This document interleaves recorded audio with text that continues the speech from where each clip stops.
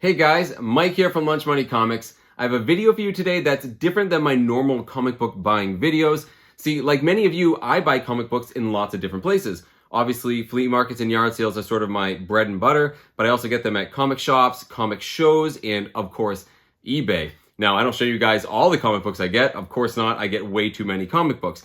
But the thing is, whenever I go somewhere like a flea market, an antique place or a comic shop, I'm always filming because I go in with the intent of like getting enough comic books in footage to put together a video and share with you guys.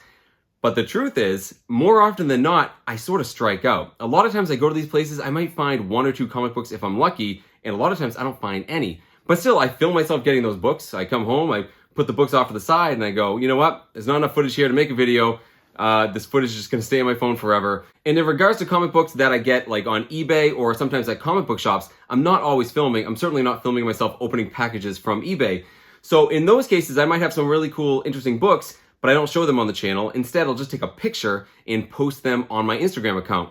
Which reminds me, if you want to follow me on Instagram, it's under Lunch Money Comics IG. Some of the books I'm going to be talking about in this video, I actually gave a sneak peek on Instagram to those of you who follow me there. So definitely check me out there, guys. So I end up having a lot of books that I want to talk about that I think are interesting to talk about, but I don't get the chance to. So I was looking at all these books I've gotten like in the last couple weeks, plus looking at the footage that's sort of building up on my phone. And I said, you know what? I'm just going to talk about all these books in like one fell swoop. I have flea market books here. I have eBay books. I have comic shop books.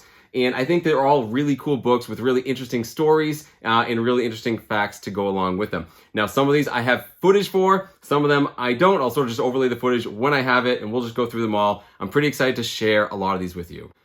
But there is one more book that I want to talk about today, and quite honestly, guys, I've been going back and forth quite a bit on whether or not I want to talk about it on my channel at all. It's actually a book I traded for, and the books I traded for it were all ones I got at flea markets, yard sales, and other, strange and unusual places. I got them all relatively cheap, and I got a lot more trade value in what I got. I got a pretty good-sized book. Now, that's pretty much right up Lunch Money Comics alley, right? That's the sort of stuff I do. I like to buy comic books cheap and sort of, fix them up and find ways to sell or trade and build my collection up to bigger stuff. If it's right sort of on brand for Lunch Money Comics, why don't I really want to talk about it? Well, the reason is because what I traded was only half the value of the book. The other half I paid cash for, and let's just say it wasn't exactly lunch money. I paid quite a bit for this book.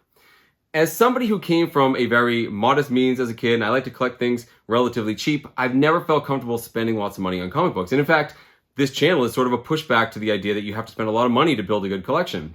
And there's lots of other YouTubers out there that will talk about really expensive books. Although I bought books like this on my channel in the past, I've never felt really comfortable. So for that reason alone, I was sort of tentative to talk about it. But I decided that I want to talk about this book today for actually two reasons. One, there is that trade aspect. There's the idea of finding comic books cheap and sort of using them to leverage yourself into a better comic book, right? So for that point, I definitely want to share with you guys. But the other reason is this.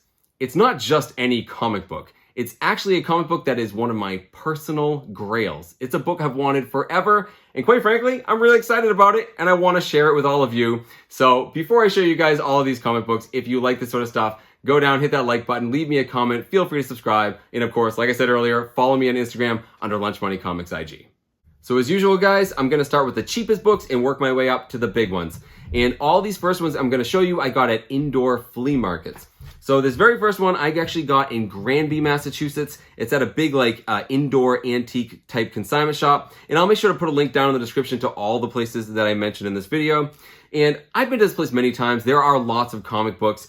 But honestly, all the times I've been there recently, there was nothing new and it's pretty well picked through. But on this particular day, I had luck immediately, because right when I walked in, right on the front counter, right next to the cashier, there was a box of magazines and stuff, and the very first thing in the box was a comic book, and a very cool one at that. It is World's Finest number 201 from 1971. It's a Neil Adams cover featuring Superman, Green Lantern, and Dr. Fate. It's an awesome looking cover, guys. I don't think this is a key book or anything like that. You just get it for the great cover. It's not in the best shape, but I got it for $3, which I think is a fantastic deal for some old Neil Adams. Some people have noticed that I've changed the wall behind me recently. It's all Silver Age comics now. I got Marvel on the bottom row and DC on the second. Well, I already have a place picked out for this book. Up there, you see Silver Surfer acting as a placeholder. So I'm gonna go put this up on the wall, but I'm pretty happy to pay $3 for an old Neil Adams comic book. Nice. Okay, now that that's done, my next two books I actually got in Sturbridge, Massachusetts. This is an old historic town in South Central Mass. It's mostly known as the location of Old Sturbridge Village, which is a recreation of a 1830s New England town. It's actually a pretty cool place to go. Like if you're looking for something to do and you're in New England, you know, with the family, it's a pretty cool place to check out. Fun day for the kids. And because it's an old town, because of this Old Sturbridge Village, and because of its proximity to the Brimfield Flea Market, there are a ton of antique places here, and I frequent them a lot. And the place I went to, which is the Sturbridge Antique Center, it's the same thing as that Granby one. It's sort of a big indoor flea market. Everyone has these different cubes that they put their stuff in. There are a lot of comics and collectibles there, but it's mostly newer stuff, modern books, not the stuff I'm really into. But on this occasion I was there, I did find a couple of books that were minor key significance that I felt like were worth talking about on the channel. The first up is this. This is Web of Spider-Man number 99. It's from 1993. And the significance here is that this is the first appearance of Nightwatch in costume. I hear a lot of you scratching your heads. You have no idea who Nightwatch is. That's fine because he's not a very popular character. He was a character that was mostly known in the Spider-Man titles. I think the only thing of note he did, he was in the Maximum Carnage storyline quite a bit. But that's pretty much it. But the reason why I know who Nightwatch is because when I was a kid, I remember they tried giving him his own series. And back then, they did this with the 90s characters, guys. They made a #1 issue. They made it all shiny and chrome. They made him look like Spawn. And it was all designed to make, an impression on 13-year-olds, trying to get them to spend their hard-earned lunch money. How do I know all this? Because it worked on me. Here is Nightwatch #1. You can see, how much does he look like Spawn, guys? I see a little bit of Spider-Man 2099. This is the only reason why I know who Nightwatch is. I actually have this book in my long box from a kid. I never read it. It's perfect. It's a 9.8. I never read it. I put it right in the bag. It hasn't not moved since the early 90s. So because I knew who he was, I was looking at that book the other day, looking where did this guy come from, and saw that his first appearance in costume, I guess the character appears not in costume a few issues before this, first appearance in costume is this one. So I felt the need to get it. This book cost me a grand total of $1. Sure, I will pick it up to complete my Nightwatch collection. So the other comic book that I got is another Web of Spider-Man book. It is number 116 from 1994. And the key significance here is sort of a deep cut. We need to go back to 1975. Peter Parker was cloned by, I think, the Jackal. Crazy storyline. All you need to know is that it culminates with that clone dying. And that clone stayed dead for 2 decades until the Clone Saga of the mid-90s. Having grown up in the 90s, guys, this definitely made an impression on me. I thought the Clone Saga was cool at the time. In retrospect, it probably wasn't, and it went on for years. Now, the significance of this book is, the issue before this, you see the cameo of a mystery man. And in this book here, you see the full first appearance of this mystery man. He's not named. He ends up calling the hospital Aunt May is in to check in on her. Well, come to find out that this is actually the clone from 1975. They are retconning the fact that he died. And he has named himself Ben Reilly. He named himself after Uncle Ben, and Reilly is Aunt May's maiden name. And of course, he'd go on to become the Scarlet Spider. I think this day and age, he's actually the villain Chasm. And guys, again, having grown up in the 90s and knowing, thinking the Clone Saga was cool and Scarlet Spider was cool, I was pretty excited to find out this is sort of the first appearance of Ben Reilly. Again, ignoring the cameo before this and ignoring the fact he's unnamed and that they retconned. Doesn't matter. This is sort of the first appearance of Ben Reilly in Web of Spider-Man 116. It cost me $1, and I was happy to pick it up for that. So next up are some eBay purchases. I don't think I've ever showed eBay purchases on my channel, but all of these have a connection to a comic book show or a flea market. So I was recently at CliffsCon in Plainville, Connecticut. I was looking through a short box. This guy had a whole bunch of high-grade 90s books. I saw this book. I was interested in it, but I didn't like the price on it, and I figured I could get it cheaper. Sure enough, I went home. Looked on eBay, and I was able to find this book for $3. What book am I talking about? It's Sleepwalker #1 from 1991. And of course, this is the first appearance of the eponymous Sleepwalker. Once again, just kind of like Nightwatch, Marvel was really trying to push these new characters in the early 90s. And I usually think of Sleepwalker as side by side, right, with Darkhawk, right?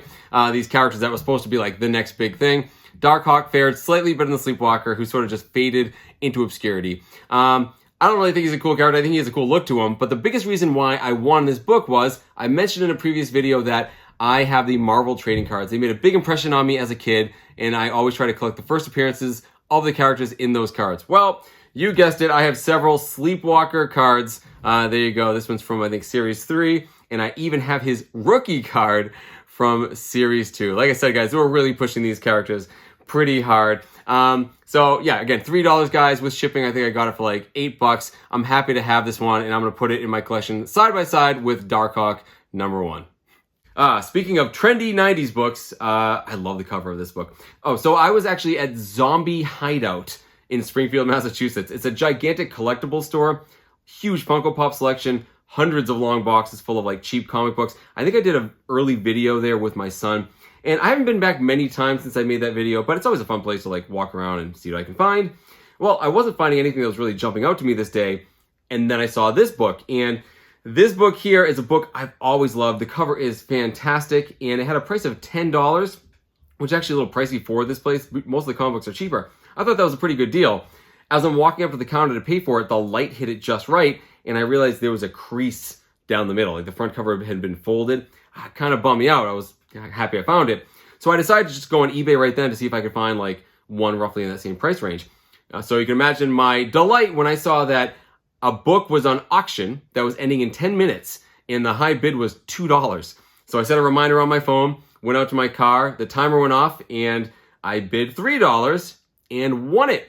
What book am I talking about? It is Spawn #9 from 1993, of course drawn by the Todd father himself, Todd McFarlane, and it's actually written by Neil Gaiman. Todd McFarlane had all of his different, comic book issues penned by different famous writers, and this one was Neil Gaiman. Very, very cool. And the key significance here is there are multiple first appearances here. It's the first appearance of Cagliostro, first appearance of Medieval Spawn. Most notably, it's the first appearance of Angela right there. Angela is a fascinating character. She is sort of a bounty hunter and an angel that opposes Spawn. And of course, she was created by Neil Gaiman and Todd McFarlane, and that's important. I'll tell you why in a second. But for 20 years or so, up until like 2013, she was property of Todd McFarlane and Image Comics. Well, eventually there ended up being a legal issue between Neil Gaiman and Todd McFarlane over the rights to Angela, which Neil Gaiman actually won. And when Neil Gaiman went over to Marvel, he brought Angela with him, and she joined the Marvel Universe, I think, starting Age of Ultron around that time, as a Guardian of the Galaxy. And eventually they said she was the long-lost sister of Thor. Very cool character. I also think it's really fascinating when these characters sort of jump platforms and publishers. I think it's amazing. Here's the truth, guys. Todd McFarlane has a really important place in my heart from the 90s. Going back to all this nostalgia stuff, I think of Todd McFarlane, Jim Lee, all these big artists back then, these celebrity artists. But I was never a huge fan of Todd McFarlane. I know, it's sacrilege, I shouldn't say that. But what I love about Todd McFarlane is when he draws like medieval things, right? When he draws those things that are in the Dark Ages, which is when this book takes place. I love how medieval Spawn looks, and I really like how Angela looks. I love this comic book. She looks great. The white cover definitely makes a statement. Very cool book. Extremely happy to pick this up for $3. You add in shipping, I think, again, $8. Very, very happy to pick up this book here. Spawn #9. Awesome. Here's another cool book. I think I showed this on my Instagram account. This sort of harkens back again to the trading cards. It's another first appearance of a character. I've wanted their first appearance for a while. But more importantly, they are a major founding member of one of my favorite superhero teams. I say all the time, guys, I love the X-Men. I love all the mutants. I love the mutant-related teams. And one of my favorite teams was Excalibur. I thought they were pretty cool, made up of several mutant-related characters. They were based in Europe. They do a lot of stuff with magic. But most importantly, my favorite character, Nightcrawler, was one of the founding members of this team. I have the first appearances of all the founding members of Excalibur, except for this one. What book am I talking about? It is Marvel Team Up featuring Spider-Man and Captain Britain, number 65. It's from 1977. And this is the first U.S. appearance of Brian Braddock, aka Captain Britain. I say first U.S. appearance because his actual first appearance was in Captain Britain #1, the year previous, 1976, and it was a UK-only publication. It had a larger format and came with a mask, like a Captain Britain mask.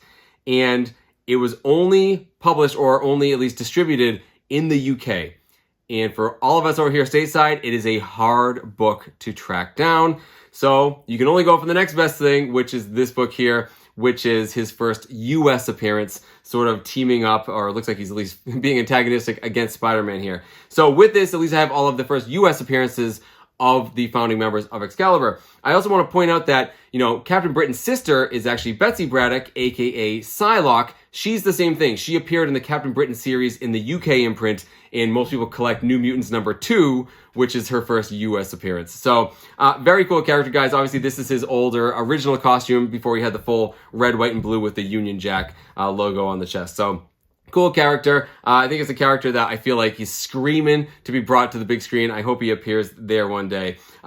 I want to throw this out there. I evidently have quite a few UK viewers, and I'm always curious about this. Is Captain Britain #1 like a more common book over there? Is it something that's like relatively cheap, like I can get for like £100? Because over here, it's really hard to get, especially in good shape and especially with that mask. So I'm just putting some feelers out there to my friends over in the UK. Let me know if that book is as common as I hope it is, or if it's equally a really difficult book to track down. It's really high on my want list. Can't wait to hear from you guys across the pond.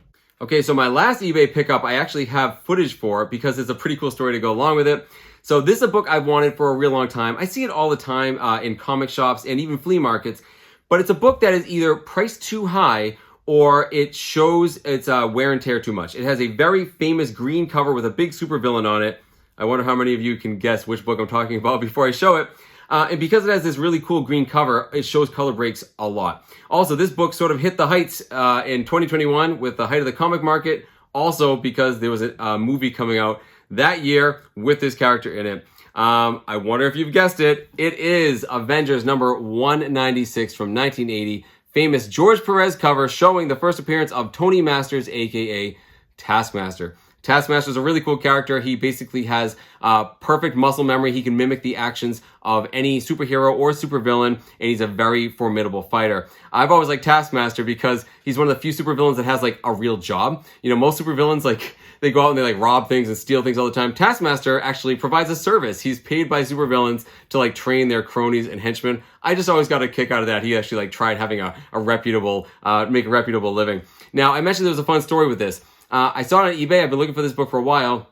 I saw an auction and it was actually really priced pretty low. Last second, I threw a bid of $35 and was surprised that I won it. So I was even more surprised when I scrolled down to pay and realized the seller was actually Gary Dolgoff Comics. They are a huge comic book seller that's actually about half an hour from my house. I bought another book from them very recently, so I got to choose to have a pickup. And I didn't have to pay for shipping. So I drove down there. I walked in the store, said who I was, and they very promptly handed me this book. I had a great chat with those people there as well. Very cool book, guys. I'm very happy to have this. I know this character did appear, a version of this character in the Black Widow movie, and that character is also appearing in the Thunderbolts movie. I'm not sure this book is going to go up in value anymore. I'm just happy I got it for a cheap price because I do like the character. I love, love, love the green cover of this book. And this is a beautiful copy. There's only a few very small blemishes down here in the corner that compromise it. Otherwise, great presenting book. And I think it was an absolute deal at $35, especially when I didn't have to pay for shipping. There you go, guys. Avengers 196, first appearance of Taskmaster. So the rest of these books I actually got from a comic book store. In fact, I got them from the same store, His and Her Comics in Greenfield, Massachusetts. I've talked about them a million times on the channel, guys. Fantastic store, really cool owner. And I actually got these over several different trips there. I didn't get them all at once. And I mentioned it in the past that I have like a notepad on my phone of comic books that I want. Believe it or not, guys, they're not all Marvel books. Some of them are, in fact, DC. Well, I was up there looking for a book, a Green Lantern book to be precise. And I was looking for it not because I didn't have it. It's because I did. The book I have is actually in pretty bad condition. I was looking for a nice high-grade one. I was going through the back issues of Green Lantern. I just about given up hope when there it was hiding in the middle. The book I'm talking about is Green Lantern number 48 from Volume 3. It's from 1994. And the claim to fame on this one is that it's the first appearance of Kyle Rayner. Kyle Rayner was a Green Lantern through like all of the late 90s, into the 2000s. He was sort of the one that I knew when I was collecting as a kid. Unfortunately, he only shows up on the very last page. Not only that, he doesn't actually become Green Lantern until issue 50. But, like I said, I own this book. It's in bad shape. It's a reader copy, but I read it, and it's a fantastic book if you're a Hal Jordan fan. So in this story, Hal Jordan returns to Coast City. Well, what used to be Coast City. It's actually a gigantic crater now because the city was destroyed by Mongol. And he is in grief, horrible grief. He is having a really terrible time, starts thinking about his childhood and his parents, and then decides to basically make constructs of them. He uses the ring to summon his parents, essentially, and basically has a heart-to-heart with them, reliving a lot of sort of the demons of his past. And then he takes it a step further. He decides he's just going to use his immense willpower to bring all of Coast City back. So he basically makes a construct of the entire city, including his childhood sweetheart, and he has a very sad conversation with her. And eventually at the end, the Guardians get really upset with him. They come down, tell him he's using the ring for his own personal use. He gets really upset and takes off into space to challenge them. So yes, I know a lot of people, get this book because it's the first appearance of Kyle Rayner, but I would say it's definitely worth picking up for the read. It's a fantastic Hal Jordan story, definitely worth picking up and reading. So on the same trip, I got this book as well. It's another first appearance of a character. This is Captain America and the Falcon, number 217. It's from 1978, although I think it released in 1977. And the key distinction here is that it is the first appearance of Wendell Vaughn, who is known as Marvel Man when he starts off, but most people know him better as Quasar, which is the moniker he's had for most of his existence. Quasar is a pretty cool character in that Wendell Vaughn is sort of like an everyday dude that is imbued with incredible cosmic power by his quantum bands. So he's like a regular average Joe in outer space dealing with big cosmic issues. And again, I know Quasar mostly as being like an Avengers affiliated character all through the 80s and 90s. And like I said in the other books, guys, I had to have the first appearance of Quasar because... yeah, I got the cards. Right there on the back, first appearance, Captain America, 217. Says it right there. You can see how he looked like kind of like in the 80s and then how they sort of revamped him, the more modern look in the 90s. I like the original look way better.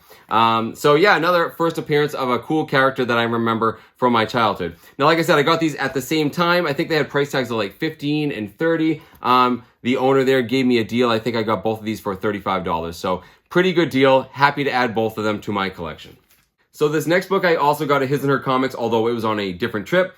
The owner, Nishan, posted on Facebook that he got a new Bronze Age collection in. Well, it wasn't new, obviously. It was new to the store. But whenever someone says, Bronze or Silver Age collection, I just start drooling. It's like a Pavlovian response. So I ran up there just to sort of see what was there. And this book I actually had on my list on my phone, and I just mentioned like, hey, by any chance, is this book in there? And I couldn't believe it. It actually was. The book I'm talking about is Giant Size Fantastic Four number 4. It's from 1975, and this is the first appearance of Jamie Madrox, the Multiple Man. Now, I associate Madrox with X Factor in the 90s mostly, but he has different affiliations with like the different mutant teams, and which is why I always wanted his first appearance. He variously goes back and forth between being a protagonist and sometimes an antagonist. You see here all of his copies fighting the Fantastic Four. Very cool book I've wanted for a while. The problem is, it's a square-bound book, which we all know tend to get pretty beat up, and this one also has a dark cover. So I always find these in bad shape. But this one's pretty nice. The square-bound part looks pretty square, and there's a little bit of a chip at the top. Still, I was happy to get this for $65. Again, a book I've wanted for a while. Multiple Man is a really cool character. I do believe he did appear in X-Men The Last Stand, like the worst X-Men movie. It's pretty bad. There was a version of him, but I think in general, he's just a really cool character. I'm really happy to grab this. Nice, fantastic Bronze Age cover. So Giant Size Fantastic Four, number 4. Very cool. So now we finally come to the big book. Quick background. I have a short box full of books I'm willing to trade. There are things that either I just don't want anymore, I've outgrown them, or have duplicates. Things that I'm okay to let go. And whenever I go somewhere where I think someone might be amenable to trades, like a comic show or maybe even a comic shop, I'll often throw it in the trunk. Well, I was heading back up to His and Her Comics in Greenfield, Massachusetts. And I know the owner there, Nishan, is amenable to trades. And not only that, but he usually only does like a 25% advantage for himself, which is actually a lot better than a lot of other people I've traded with. But I also know that he likes Silver Age books, almost exclusively. He likes older stuff. So at the last second, I threw in a whole bunch of sort of Silver and Bronze Age books I didn't really necessarily care about. I still like them, but they weren't things I necessarily needed to have. So I just threw in the front of this box Superman number 199, first Superman Flash race, which I got from my great aunt's attic. Amazing Spider-Man 46, which is the first Shocker. Amazing Spider-Man 53, just a really cool Doc Ock cover. Fantastic Four 73, fantastic Jack Kirby cover. Marvel Showcase number 47, the first Scott Lang as Ant-Man, which I talked about very recently on my channel. And then I threw in a whole bunch of other stuff, like a bunch of like Flash books that I didn't necessarily want. So I go up there, we're talking about lots of things, and I'm looking at these fantastic books that are behind him. And there's a lot of books on that wall I've wanted for a long time, guys. But there's one book that I see every time I'm there that I always want. and I'm always kind of shy to even like really talk about it too much when I'm there, because he had a price tag on it that was really high. This book was priced during the peak of the comic boom, and and he knew it. He knew it was priced high. He was willing to come down quite a bit. Still, it was definitely what I would consider like outside of my price range, or more than I was comfortable paying. So I decided to ask, hey, would you be willing to sort of look at what I have for trade books and maybe we can find like a middle ground? He said, absolutely, bring them in. So we went to the box, and to no surprise of mine, he just grabbed the books in the front, the Silver and Bronze Age books. I wasn't surprised at all. He just ignored all the other books. He did not care. So he took them all out, really looked at them closely, and we started kind of coming up with what we thought a fair market value for all these books were. And we were sort of in like the $500, $450 range. So he was able to come down from there. Again, it had to be in his advantage. So he asked me what I wanted, and I said that book. So we negotiated, and I finally got it. It is Fantastic Four number 52 from 1966, written by Stan Lee, art by Jack Kirby. And of course, guys, this is the first appearance of T'Challa, the Black Panther, in the nation of Wakanda. This book is arguably one of the greatest first appearance covers of all time. I've wanted this book since I was about 13 years old. I'm a huge Black Panther fan. I actually went and bought this shirt just for this video, guys. I am ecstatic to finally have this book. Now, what did I pay to get it? Well, all those books you saw, again, I got them at flea markets and yard sales, other strange places like that. And although we came up with a fair market value of somewhere between $450 and $500, I spent less than $200 on those, easy. This is a mid-grade book. It's somewhere in the neighborhood of a 4 or 5, maybe a 5.0. Of course, I'm going to give this to my friend Jeff at Comic Spot to fix up. I think he can make it not only present a lot higher, I think it will grade out a little higher. And the remaining money that I needed to spend on this was $450 in cash. Now, to people who collect comic books a lot, $450 isn't that much money. But it's a lot of money to lunch money comics. Again, guys, I am a very frugal person. I don't like spending lots of money on comic books. However, the money I spent on this book did not come out of my personal funds. I've talked many times on my channel that I have a special account just for buying and selling antiques and comic books. That's the only thing I ever dip into, ever. I would never dream of spending $450 of my own money or my house money, and my wife would murder me. But it's money I put aside just for buying these big books every once in a while. And the truth is, I'm trying to get to that point, like a lot of you, where we say we want the hobby to pay for itself. I am absolutely not there yet. I am not, but I'm getting closer. And because I've been sort of like trying to build up to these bigger books, I have been selling comic books a lot more. Again, never on my channel, but I do sell them, and I sell other things, and I sort of build up that money. I had the money in the account.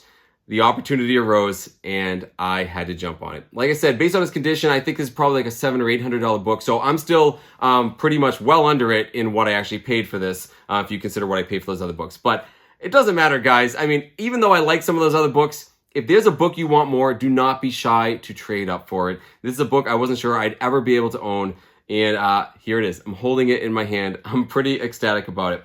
Now, I also want to mention something very important, guys. I tell you this value, $450. I just want you to know that it's not like a flex or anything like that. I'm not bragging, not at all. I think it's very important that I'm honest with my viewers in what I spend on things. I think it's important for people to know sort of where the hobby's at and sort of what these books cost. I know a lot of YouTubers don't like discussing what they paid for things, and I don't blame them. I mean, it is kind of personal, especially if they're people who flip books.